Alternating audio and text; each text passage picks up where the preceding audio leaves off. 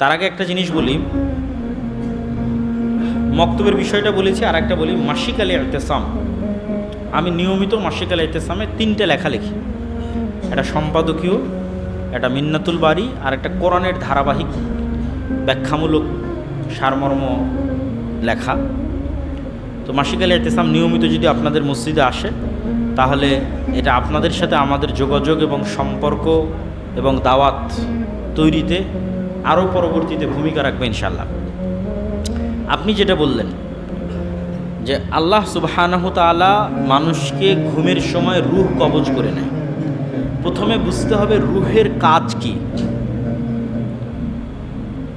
আমার হার্ট চলতেছে, আমার রক্ত সঞ্চালন হচ্ছে, কিন্তু মানুষের যেটা নিজের আত্মপরিচয়, মানুষের যেটা অনুভূতি, মানুষ দেখে, মানুষ শোনে, মানুষ স্বাদ নেয়, জিহ্বাতে স্বাদ নেয়, কানে শুনে, ভালোবাসে, রাগ করে, হিংসা করে, এই যে মানুষের নিজস্ব আত্মপরিচয়, আমি যে আব্দুল্লাহ, আমার সাথে যে আমার স্মৃতিগুলো রিলেটেড আছে, কানেক্টেড আছে, এগুলো সব রূহের সাথে সম্পৃক্ত। মনে করেন আপনি কোনো এক সময় বিজ্ঞানের উন্নতির যুগে গিয়ে আমার পুরো মেধা কপি পেস্ট করে আর একটা রোবটকে দিয়ে দিয়েছে, দিয়ে আমার মেধা অনুযায়ী রোবট কাজ করতেছে, কিন্তু ওই রোবটের মধ্যে আমার রূহ না থাকার কারণে আমার যে অনুভূতি, আমার যে ভালোবাসা, আমার যে স্মৃতি, এইটা ও কোনোদিন অর্জন করতে পারবে না। তাহলে এই জিনিসগুলো মূলত রূহের সাথে কানেক্টেড। আর বাকি যে জিনিসগুলো স্বাভাবিক শরীরের কার্যক্রম রূহের সাথে কানেক্টেড নয়। ফলত যতক্ষণ আমি জেগে আছি ততক্ষণ আসলে রূহ দিয়ে কাজ করতেছি, দেখতেছি, এটা আসলে মূলত দেখার যে অনুভূতিটা, এটা রূহ দিয়ে কাজ হচ্ছে। শ্রবণের যে অনুভূতিটা, এটা রূহ দিয়ে কাজ হচ্ছে। যখন আমি ঘুমাই তখন এগুলো সব বন্ধ হয়ে যায়, মানে আমার রূহের যেগুলো মৌলিক কাজ সেগুলো সব বন্ধ হয়ে গেছে। আমার শরীর ফিজিক্যালি চলতে পারে, কিন্তু রূহ দিয়ে আমি যে মৌলিক কাজগুলো করি, দেখা, শোনা, অনুভূতি, চিন্তা, এগুলো সব বন্ধ হয়ে গেছে। তো ওইটা সম্পূর্ণরূপে মৃত নয়, আল্লাহ সুবহানাহু ওয়া তাআলা ভালো জানেন, কিন্তু একটা লেভেল পর্যন্ত আল্লাহ রূহকে নিয়ে নেন এবং রূহের সাথে শরীরের একটা ন্যূনতম সম্পর্ক বজায় থাকে।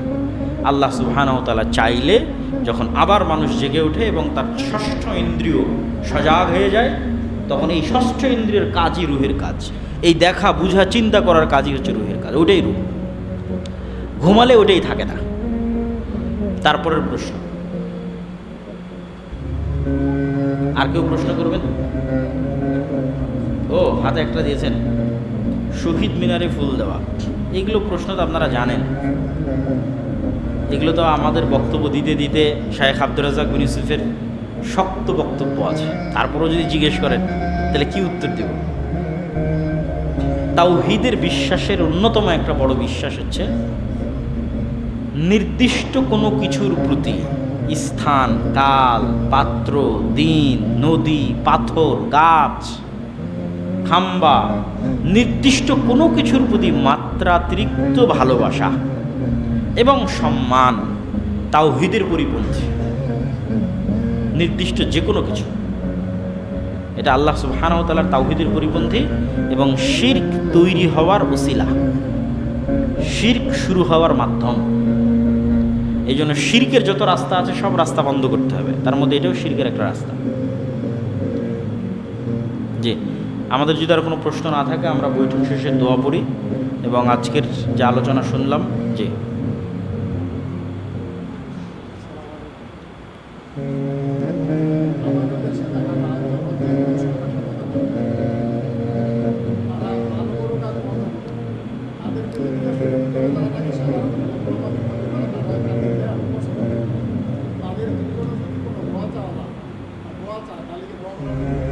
কি দোয়া চাইতে পারে?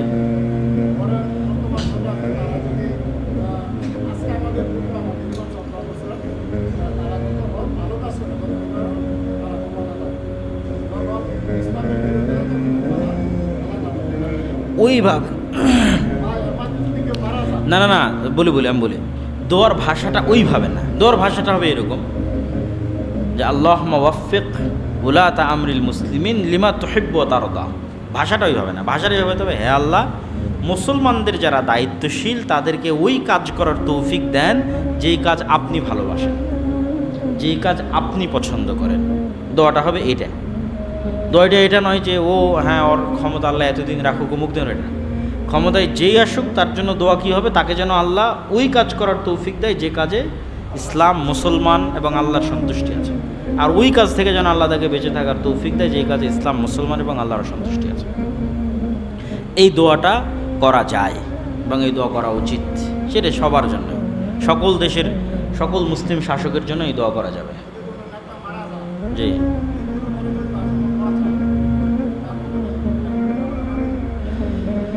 একজন মানুষকে কাফের সাব্যস্ত না করা পর্যন্ত একটা হচ্ছে সম্মানের দোয়া, যেমন আলেম ওলামার নামের শেষে আমরা যুক্ত করি রহিমাহুল্লাহ, সাহাবীদের নামের শেষে যুক্ত করি রাদিয়াল্লাহু তাআলা আনহু।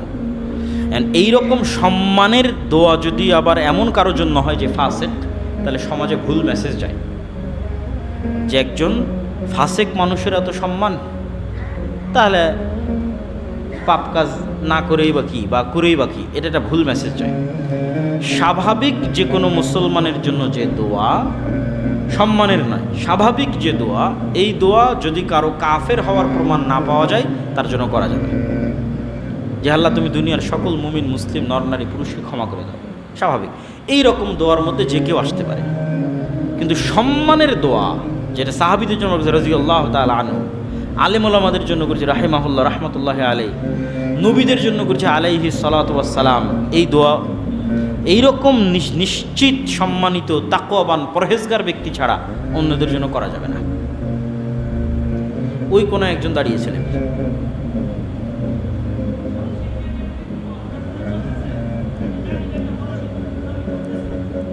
কিসের ক্ষেত্রে? হ্যাঁ, বড় শিরকের ক্ষেত্রে কি আছে?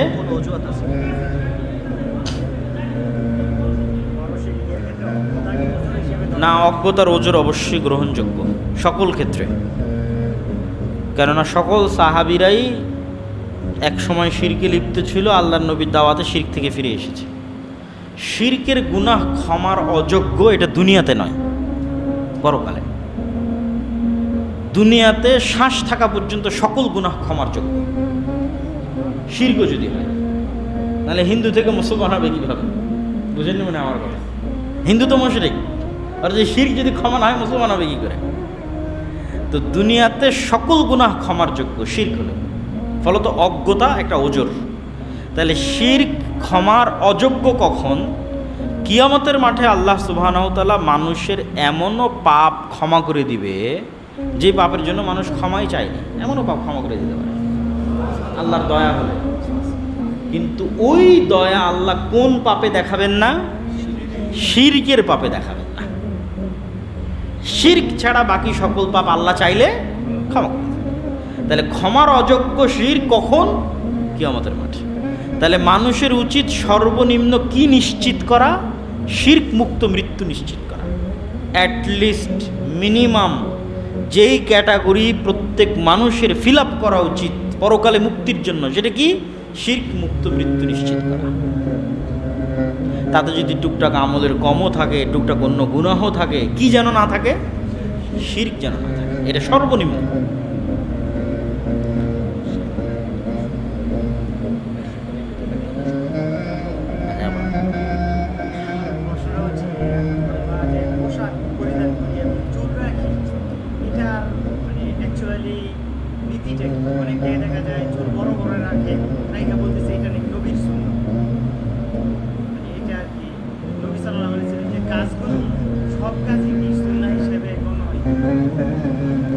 প্রথম কথা হচ্ছে যে কোনো মানুষের প্রতি ভালোবাসার আলামত হচ্ছে মানুষ যাকে যত বেশি ভালোবাসবে তাকে হুবহু তত অনুসরণ করতে চাইবে। যেটা এখন মেসির ফলোয়ারদের দেখলে বোঝা যায়, বা আরও যারা অন্যান্য প্লেয়ার আছে তাদের ফলোয়ারদের দেখলে বোঝা যায় যে সে ওই গেঞ্জি পরতে চায়, ওই স্টাইলে চুল রাখতে চায়, কেন? ওটা ভালোবাসা। তাহলে এখন আমি দাবি করতেছি আমি মুহাম্মদ সাল্লাল্লাহু আলাইহি ওয়াসাল্লামকে ভালোবাসি, কিন্তু মুহাম্মদ সাল্লাল্লাহু আলাইহি ওয়াসাল্লামের মুখে দাড়ি আছে, আমার মুখে দাড়ি নাই, তাহলে ভালোবাসায় কি আছে? ঘাটতি আছে, কমতি আছে। এইটা হলো প্রথম মূল সেন্স, যে আমরা হুবহু রাসূল সাল্লাল্লাহু আলাইহি ওয়াসাল্লামের তার লাইফ স্টাইল, তার জীবনযাপন, তার খাওয়া, তার থাকা যত বেশি অনুকরণ করা যায় এটা ভালো। এখন একটা মাত্রা আছে যে যেটা করাই লাগবে, সেটা হচ্ছে ফরজ। আর একটা মাত্রা আছে যেটা না করলে কোনো গুনাহ নাই। সেগুলোর মধ্যে অনেকে, যেমন মাথায় হয়তো টুপি দিয়েছে, এটা যদি কেউ না দেয় তাহলে গুনাহ নাই। আমরা হয়তো পাঞ্জাবি পরেছি, কেউ হয়তো জুব্বা পরেছে, জুব্বা যদি কেউ না পরে গুনাহ নাই। সর্বনিম্ন কি রক্ষা করতে হবে? সতর, ঢিলে ঢালা পোশাক, সতর ঢাকা থাকতে হবে। সেটা এখন যে পোশাক দিয়েই হোক। তো এই যেরকম কিছু জিনিস আছে যেগুলোর ক্ষেত্রে কি নাই, গুনাহ নাই, কিন্তু কারো ভালোবাসার সর্বোচ্চ মাত্রার আলামত হিসেবে, মানদণ্ড হিসেবে নির্ধারিত হবে সে কত বেশি আল্লাহ রসুলকে অনুসরণ করতে পারছে। দিনে রাতে 12 রাকাত সুন্নাত সালাত কেউ যদি না আদায় করে গুনাহ নাই। রাতের তাহাজ্জুদের সালাত কেউ যদি না আদায় করে গুনাহ নাই। সকাল সন্ধ্যার জিকির কেউ যদি না করে গুনাহ নাই। উঠতে ফিরতে যত জিকির আছে, মসজিদে ঢুকতে, মসজিদে বের হতে, টয়লেটে প্রবেশ হতে, টয়লেট থেকে বের হতে, গাড়িতে উঠতে, বাড়িতে ঢুকতে গেলে একটার সাথে না করলে যে গুনাহ হবে, কবিরা গুনাহ, এরকম না। কিন্তু এগুলো প্রত্যেকটা আল্লাহর নবীর সুন্নাহ, লাইফ স্টাইল। তা আমি কত বেশি রাসূল সাল্লাল্লাহু আলাইহি ওয়াসাল্লামকে অনুসরণ করতে পারছি তার এগুলো মানদণ্ড।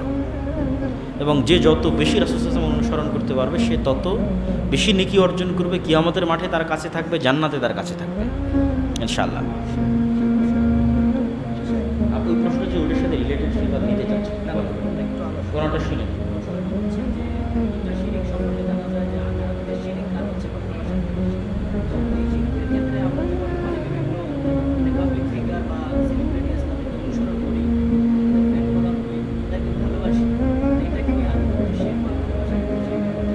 এটা সরাসরি শিরক বলা যাবে না, কেননা শিরকের লেভেল তার মুখ থেকে, তার কার্যক্রম থেকে প্রকাশ পেতে হবে। এমনি একজনকে ভালোবাসলো, ভালোবাসে কিছু অনুসরণ করলো, এটাকে আমরা নিন্দা জানাই। এটাকে আমরা রাসূল সাল্লাল্লাহু আলাইহি এই রকমের ভালোবাসা আল্লাহ নবীর সাথে থাকতে হবে, তার অনুসরণ হতে হবে, অন্য কারণ নয়। এগুলো বিভিন্ন অ্যাঙ্গেলে আমরা উৎসাহ দিতে পারি, কিন্তু সরাসরি এটা করলেই সে মুশরিক হয়ে গেল এটা বলা যাবে না। ওর ওই মাত্রার লেভেলটা মুশরিকের পর্যায়ে কি না, এটা তার কথা এবং আচার আচরণে বোঝা যায়। যখন সে ওই কাজগুলো করতে গিয়ে ইসলামের বিধিবিধানকে লঙ্ঘন করবে, যেমন খেলা আছে, খেলা চলতেছে, এর মধ্যে সালাতের সময় হয়েছে, সে সালাত বাদ দিয়েও খেলা দেখতেছে, কথার কথা বলতেছে। কোনো একটা বিষয় ইসলাম হারাম, কিন্তু তার ওই নির্দিষ্ট ফ্যান ফলোয়ার এটা করেছে, তারপরও সে করবে। তো এই জিনিসগুলো যখন দেখা যাবে তখন বোঝা যাবে যে না, এটা কোন লেভেলে চলে যাচ্ছে, আনুগত্যের শিরক বা ভালোবাসার যে শিরক, সেই লেভেলগুলোর দিকে পৌঁছে যাচ্ছে। এটা তার কাজ এবং তার কথায় প্রমাণিত হবে, সরাসরি ডাইরেক্ট বলা যাবে না।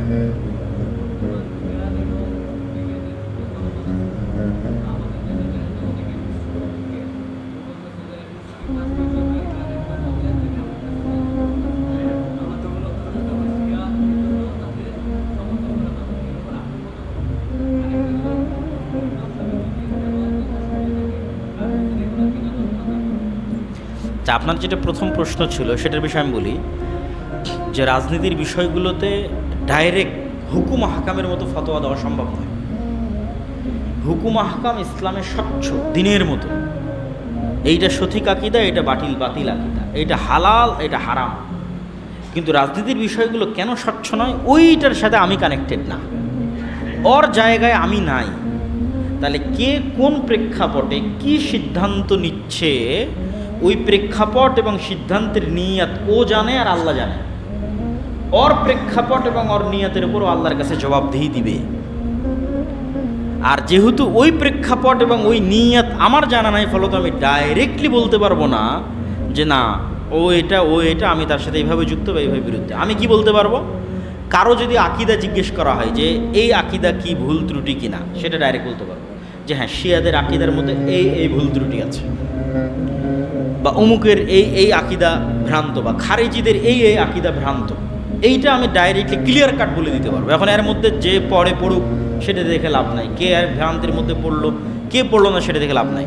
কিন্তু ওই ভ্রান্ত ব্যক্তির রাজনৈতিক ডিসিশন সঠিক না ভুল, এটা ওই প্রেক্ষাপটে না থাকলে বলতে পারবো না। ফলত আমার পক্ষে এই স্পেসিফিক বিষয়ে সরাসরি মন্তব্য করা আমার কাছে মনে হয় যে এটা অনেক সময় না জেনে কথা বলার মধ্যে পড়ে যেতে পারে। পলিটিক্যাল ডিসিশনগুলো। ফলত জেনে ওই অবস্থা এবং ওই পরিবেশ বুঝে মন্তব্য করাটাই বেশি ভালো। আর আমরা কিসের উপর থাকতে পারি? আমরা আকীদা এবং আমলের উপর ডাইরেক্ট মন্তব্য করতে পারি। যে আমরা ধরেন জিজ্ঞেস করতে পারেন যে শিয়াদের কি কি ভ্রান্ত আকীদা আছে, এগুলোর উপর আমরা ডাইরেক্ট আলোচনা করতে পারি। কোন কোন লেভেলের ভ্রান্তি থাকলে একজন শিয়া কাফের হয়ে যেতে পারে, যেমন সাহাবীদেরকে গালিগালাজ করা, এইটা এমন একটা লেভেল যেটা ক্রস করলে মানুষ কি হয়ে যায়? কাফের হয়ে যায়। এখন কাফেরদেরও পলিটিক্যাল ডিসিশনের সাথে অনেক সময় রাসূল সাল্লাল্লাহু আলাইহি ওয়াসাল্লাম ছিলেন। এটা কোথায় ছিলেন? গলিবাতির রোম যখন অবতীর্ণ হলো তখন রাসূল সাল্লাল্লাহু আলাইহি ওয়াসাল্লাম খন্দকের যুদ্ধ তখন চলমান। তো পারস্যদের কাছ থেকে রোমানরা জেরুজালেম বিজয় করে নিল। তো প্রথম যখন পারস্যরা রোমানদের কাছ থেকে জেরুজালেম নিয়েছিল তখন মক্কার মুশরিকরা খুশি হয়েছিল, আর রাসূল সাল্লাল্লাহু আলাইহি ওয়াসাল্লাম কষ্ট পেয়েছিলেন। এবং রাসূল সাল্লাল্লাহু আলাইহি ওয়াসাল্লাম ভবিষ্যৎবাণী করেছিলেন যে জেরুজালেম আবারও রোমানরা বিজয় করবে। এখন ইসলামের দৃষ্টিতে তো দুইজনই কাফের, রোমানরাও কাফের, পারস্যরাও কাফের। তো আল্লাহর নবী রোমানদের বিজয় কেন চাচ্ছিলেন? ওরা ছিল আহলে কিতাব, পারস্যরা ছিল অগ্নিপূজক। পরে যেই দিন রোমানরা এই অগ্নিপূজকদের থেকে জেরুজালেম ছিনিয়ে নিলেন তখন আল্লাহর নবী খুশি হলেন। তো এই জন্য পলিটিক্যাল ডিসিশনগুলোর সাথে সার্বিক বিবেচনায় মন্তব্য করা এটা খুব কঠিন। আল্লাহ সুবহানাহু ওয়া তাআলা ভালো জানে। তবে আমরা এতটুকু বলতে পারি যে ফিতনার যে যুগ, এই ফিতনার যুগে আমাদের নিজেদের ঈমান এবং আমল নিয়ে এবং নিজের দায়িত্ব পালন করার যে বিষয়, এইটা নিয়ে বেশি চিন্তিত, নিজের ভুল, নিজের আত্মসমালোচনা এটা নিয়ে বেশি চিন্তিত, নিজের পরকাল, নিজের জান্নাত এটা নিয়ে বেশি চিন্তিত হওয়া উচিত। আর এই ফিতনা আরও বাড়তে থাকবে। এই ফিতনা কোথায় গিয়ে ঠেকবে আল্লাহ সুবহানাহু ওয়া তাআলা ভালো জানে। আর মুসলমানের রক্ত খুব ভয়ঙ্কর। এখানে একই সময়ে দেখা যাচ্ছে যে ইরাকের প্রেসিডেন্ট সাদ্দাম হোসেনকে ফাঁসিতে ঝুলানো হলো। তারপরে এখন ইরাক কারা শাসন করতেছে? যারা বুঝার তারা ঠিকই বুঝে যাবেন যে এখন ইরাক কারা শাসন করতেছে।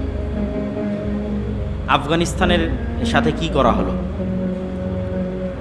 এবং ইরান এবং ইসরায়েলের যে সীমিত দ্বন্দ্ব, এটাতে আসলে কে ফায়দা পাচ্ছে, কারা উপকার নিচ্ছে, কারা ক্ষতিগ্রস্ত হচ্ছে, এগুলো আসলে অনেক প্রশ্ন। এগুলো ডিটেলস এবং ডাইরেক্ট অ্যান্সার দেওয়া যে কোনো সময় আমরা এই উত্তরগুলো দিতে গিয়ে ভুল করতে পারি। তো আল্লাহ সুবহানাহু ওয়া তাআলা আমাদেরকে সব বিষয়ে কথা বলতে হবে, সব বিষয়ে মন্তব্য করতে হবে। আমি সবই জানি এরকম চিন্তা চেতনা এবং এরকম মন মানসিকতা থেকে বেরিয়ে আসার তৌফিক দান করুক। আমাদের সালাফরা অসংখ্য প্রশ্নের উত্তরে বলতেন যে না, আমি এই প্রশ্নের উত্তর জানি না। সবই যে আমাকে জানতে হবে, সব প্রশ্নের উত্তর যে আমাকে দিতে হবে, এটা জরুরি নয়। মুহররমের রোজা একটি রাখলে বেশি সওয়াব নাকি দুইটা রাখলে, এ নিয়ে মানুষের মাঝে বিতর্ক দেখা যায়। মুহররমের সিয়াম মূলত একটা, যেই দিনে মুসা আলাইহিস সালাতু ওয়াস সালাম নাজাত পেয়েছিলেন। কিন্তু আমরা এই সিয়ামটা রাখতেছি কার কথায়? রাসূল সাল্লাল্লাহু আলাইহি সাল্লামের কথায়। উনি না বললে এটা আমাদের শরীয়তের অন্তর্ভুক্ত হতো না? হতো না? হতো না। মুহাম্মদ সাল্লাল্লাহু আলাইহি ওয়াসাল্লাম যদি না বলতো, এটা কি আমার শরীয়তের অন্তর্ভুক্ত হতো? হতো না। তাহলে মুহাম্মদ সাল্লাল্লাহু আলাইহি ওয়াসাল্লামের বলার কারণেই মুহররমের সিয়াম ফজিলতপূর্ণ। এখন ওই মুহাম্মদ সাল্লাল্লাহু আলাইহি ওয়াসাল্লামই বলেছেন যে এর একদিন আগে অথবা একদিন পরে তোমরা আর একটা সিয়াম যুক্ত করে নিও।